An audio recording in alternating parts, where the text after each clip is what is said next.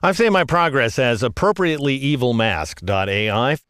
And now what we're going to do in this exercise, we're going to take this guy who's been rendered out, this central mask, and we're going to use him to replace the previous symbol definition so that all the other instances update to match.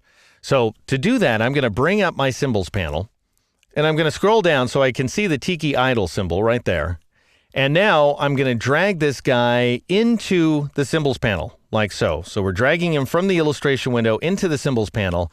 If I were to release right now, even though I'm dead on, I'm releasing right on that Tiki idle symbol. If I were to do so, however, I would create a new symbol. And so I'd get the symbol options dialog box, and then I would type something like new Tiki and click OK, and he would appear next door. So I'd have the old Tiki idle, and then next door I've got new Tiki.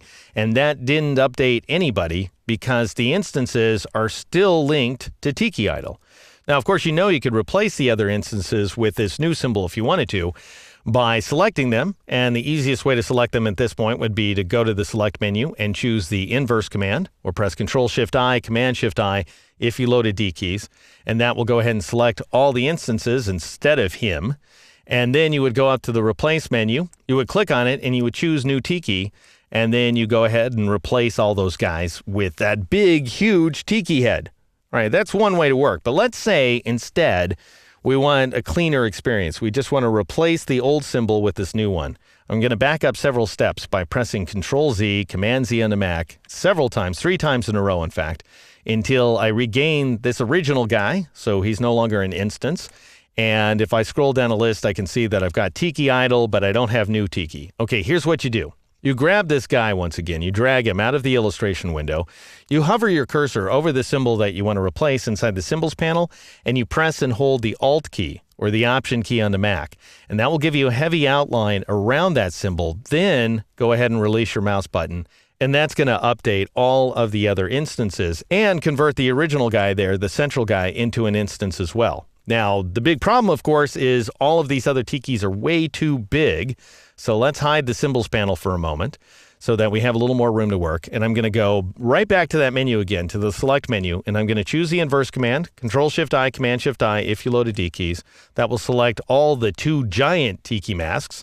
And then, because I want to scale them independently of each other, that is, not with respect to a single origin point, but rather with respect to multiple origins, I'll go up to the Object menu, choose Transform, and choose Transform Each. Or you can mash your fist and press the D key. That's Control-Shift-Alt-D, Command-Shift-Option-D on the Mac.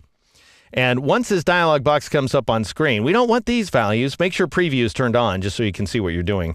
And let's go ahead and change horizontal to 50%, and then I'll tab to the vertical value and change it to 50% as well. And you'll notice, by the way, those of you who recall working with the transform effect a few exercises back when we were talking about advanced type, this is the same exact dialog box that you're presented with when you apply the transform effect. It's just that here we're applying a static transformation instead. All right, now I'll go ahead and click the OK button in order to apply my change. All right, so there you have it. That's how you take an object, a collection of path outlines, and use it to replace an existing symbol definition here inside Illustrator.